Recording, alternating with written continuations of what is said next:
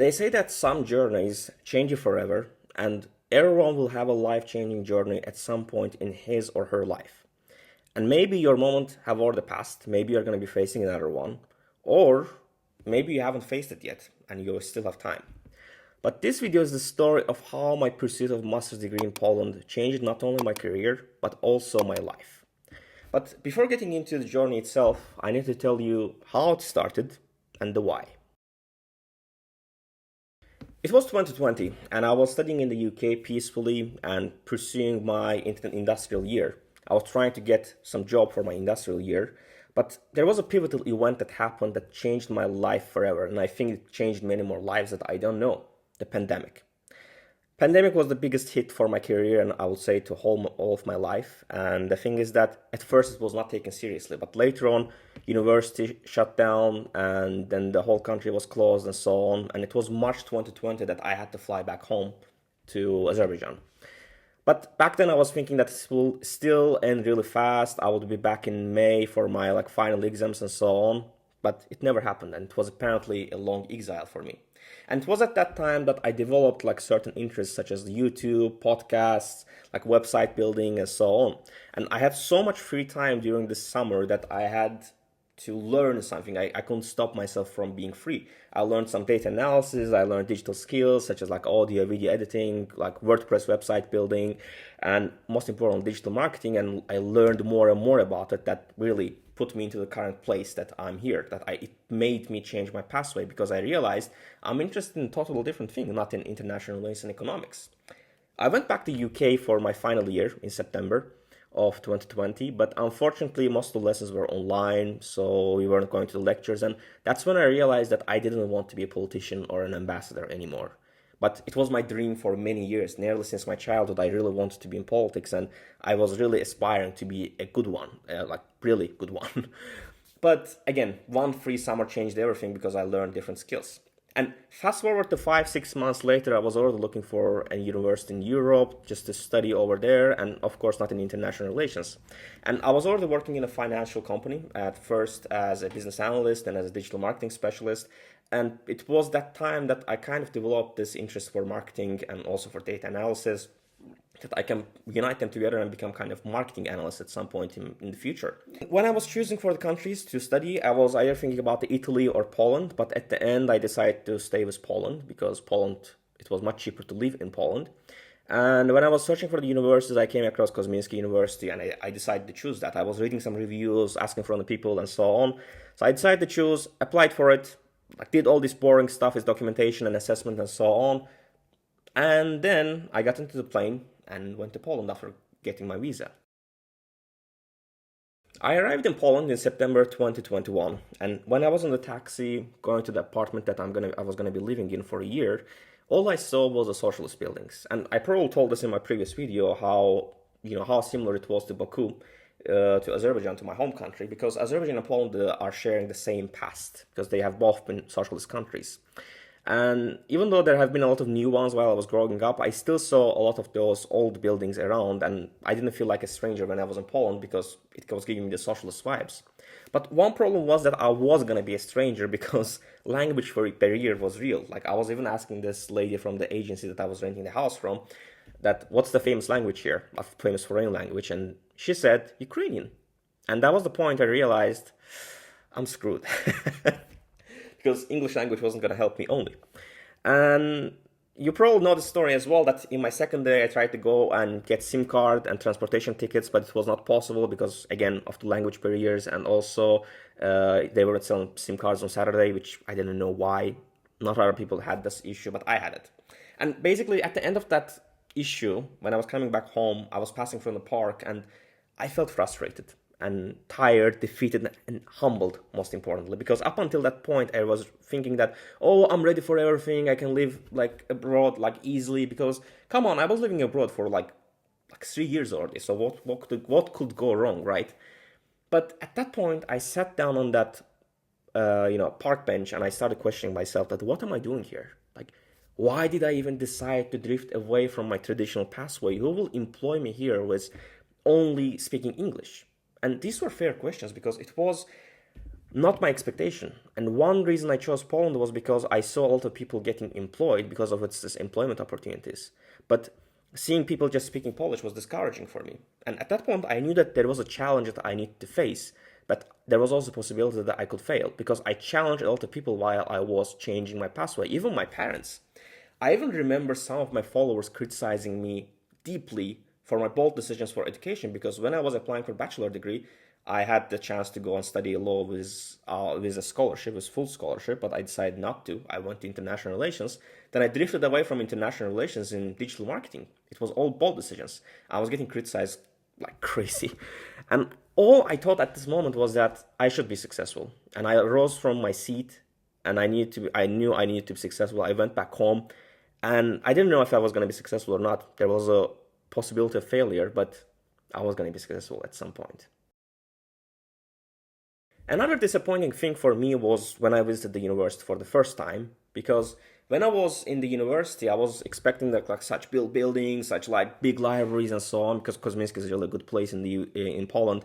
But the thing is that I was comparing my expectations to the UK because I had really big space of study in Exeter. I had like big library, big study spaces, like really big university and campus. But the thing is that seeing like small library in Kozminski, like small university, it was really discouraging for me and it was killing my motivation. But then the lessons have started, so I got to know the professors. I saw like they were really chill and they were teaching it perfectly well, and quality of the lessons were really nice. So I was getting used to it, and I just said I'm not going to compare with the UK anymore. I'm going to agree with whatever it is, and I want to get employed as soon as possible. And I knew that, just studying is not going to get me anywhere. So I started applying for the jobs because that's what also I was lacking in the UK, that I didn't have enough experience. So I started surfing on LinkedIn, in my past trip back to my house. I sent out few applications and one of them was Procter& and Gamble. And the thing is that they rejected my application back in the UK when I was applying for industrial year. And this time I didn't want to have the same kind of result. But again, I received a message that I should do some kind of assessment. I did that assessment, but the thing is that I did really something stupid, that I did that assessment in the middle of a lesson. Like I should pay really good attention to that assessment, but I still did it in the middle of a lesson. I was listening to the professor and doing it at the same time. But I still somehow passed it. Then I got the interview stage. I passed the interviews as well. Then one day after the second interview on Friday, I was sitting in the lecture and I saw my phone buzzing. And I couldn't take it because I was in the lecture. Then like I left after like a few minutes. I called her back, this HR lady. And she said, "Oh, you got the job. We are going to be sending you the contract. Like, do you agree?" I was like, "Perfect, it is." Like, I was applying for a managerial internship. And this managerial internship was really important for me because it really taught me a lot of things. In my internship, I learned a lot of things that I will be talking about this in a separate video. But, this was a pivotal moment for me in the Poland. Because once I got into the job, all my discomfort just disappeared. I realized I don't feel this pressure of like speaking Polish or, failure or such things, because I found the job and it was less than a month that I found the job. And it was such a big thing for me because I was like, oh my God, like I was actually employable all the time. Like I was kind of underestimating myself. And the thing is that they only required English, so it was really easy. And I'm going to be honest, I can't thank enough for the company for recruiting me because, that recruitment, that job opportunity was the thing that really prevented me from being in depression. And I would say, being more confident about myself and my skills. Okay, so about the master's degree. First year was really challenging, but some subjects were boring as my first year was focusing generally on management. But second year was only on digital marketing, so that's what I really liked the most. And only problem was that COVID regulations were taken in the second year, so I wasn't able to attend the lessons online only. So it was problematic to my schedule with work and so on.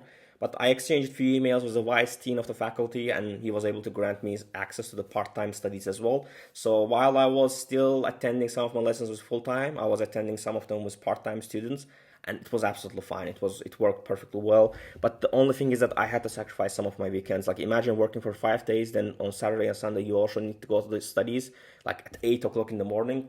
It was really bad. But to be honest, this was not the greatest challenge because I always like the hardship and so on. I always get to challenge myself. But the thing is that I didn't touch my dissertation. Like I didn't work on my dissertation during the summer because I had some personal issues.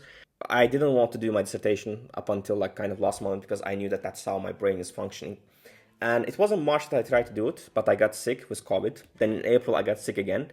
But I did not stop, and it was 1 month and a half to my deadline, but I was rushing like crazy. I was trying to finish my dissertation as soon as possible, but it was really hard, to be honest, because at some point I was really frustrated, like trying to get all the mind maps, all the, like reading dozens of articles and writing them as soon as possible. So it was non-stop writing process as well.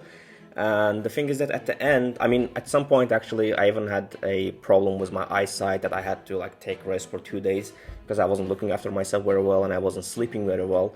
But at the end, I was able to get it done, and I was able to like, I was able to submit it on time. So 1 month and a half, I did the whole dissertation, whole thesis, which was interesting. When the day of defense came, I just wore my formal attire. I went there and I got my highest grade for my dissertation. And final grade was 4.5 across all the subjects, and to be honest, I was satisfied with that result. I wasn't aiming for 5 because I was already like focusing on studies, like full-time work, full-time studying, and I was creating content, and on top of that I co-founded a professional coaching company at that time, and now it was doing pretty well and it still does pretty well. So I had no regrets or any kind of disappointment that I didn't get the highest grade, because I didn't care, because I was already successful. I should also mention the fact that I was also applying to PhD, like during this submission date and defense date, I was already applying for PhD and I had only 10 days to do that. And I got accepted to PhD. And the thing is that this was the really important point. But this was the story, but what about the learnings? What did it teach me? My journey of masters is not extraordinary, but the thing is that it wasn't like I was conquering the vast lands or making great inventions and so on. But the most important thing is that it was still a journey that was worth talking about. And at that time, we are living at the time that even the simplest things are valuable and important. And the important thing is how many of the people are actually going through such hard ways and also, taking work all at the same time. Many people would like to take it in a linear way, that I'll do this, I'll do this, I'll do this, and that's how it's going to be. But usually, like, you should not do the life in this way. You should try to take on more challenges, and that's my mindset. So for me, it was rather a self-discovery journey. Like, it wasn't like, oh, I learned this culture in Poland, I learned this and that. No. And usually what we see is just this homesick stories, or someone is being really emotional and so on. That's not the case for me. Like, I got used to this kind of, studying abroad and so on. And the thing is that many people are just like fearing the fact that they need to leave their comfort zone, they need to leave their safe zone. But the thing is that if you don't leave your safe zone, you are not able to grow. I know some people who are not able to leave their country because they have their friends over there, they don't want to be separated. But at the same time, it doesn't let them grow. So it's just an example. I'm not criticizing anyone here, but it's just an example of how people are really sticking to like safe zones. They don't want to divert from their traditional pathway and so on. And another thing is that usually people see on Instagram that, oh, people studying abroad are enjoying their lifetime. Oh, they go to this country, they go do this and that. It's not only about that. There are people who want to grow. There are people who want to enjoy. And I respect them both. And I'm from the first group and I cannot do anything. The thing is that I received a lot of criticism when I was changing my traditional pathway. And I was receiving that criticism from the people who wanted to be in the safe zone, who didn't want to cause discomfort to themselves. But the thing is that I don't feel any kind of hatred towards the criticism or any kind of insults that was coming through. I know that many people's brains are programmed to fear changing paths, fear the instability. But for me, it's a different case. I like to be flexible. I like to learn more and more things, because what I know is that whatever we learn at the university is going to be obsolete in a few years' time, or maybe even a few months. For example, I studied digital marketing. I know that just studying digital marketing doesn't make me employable. You know how when the pandemic was first starting, professors and everyone was struggling with the technology, just trying to turn on some Teams or Zoom call, they're not able to open their camera, get their mic working, and there are still such problems going on. So that's how the university is as well. The university is really late with adapting to a lot of things, and that's why you should try to learn more and more to make yourself like employable. And that's why I also don't attach my knowledge only to the university, because university alone isn't gonna make me employable. I need to learn different soft skills, do this, do that, to make me more and more employable. There are skills that you don't learn in the university that you have to learn all by yourself, and that's absolutely fine. And to get into the workplace, you need all these things. And to be honest, I don't even regret leaving my previous studies, because it's not like I'm losing the knowledge. I carry that knowledge with me. And You can absolutely specialize in something, but if you're blind to other things, you are not developing yourself perfectly well. Remember, capitalism told us to specialize in one thing to be more and more productive, not because we should be blind and stick to the one thing all at the same time. Imagine you're drinking water but not breathing. Imagine you're breathing or not drinking water. How can you survive based on only, let's say, one of your needs? You cannot. Simply, that's the same kind of thing. So I'm kind of asking myself how a person with narrow mind can survive without knowing that there's a vast amount of knowledge out there. And I think this is the question that you should ask yourself to be able to discover and to understand what are your needs. Well, that was all. There is maybe more to talk about each of these topics that we are talking about here, and it will require maybe different videos to talk about. And I will try to make more videos frequently on these topics and try to share more from my experience. But most importantly, don't forget to share this video with your friends and show them what kind of experiences are available in the world. And don't forget to subscribe to the channel, and please share your opinions in the comments. I would love to read all of them one by one and answer to them. So, see you in the next videos.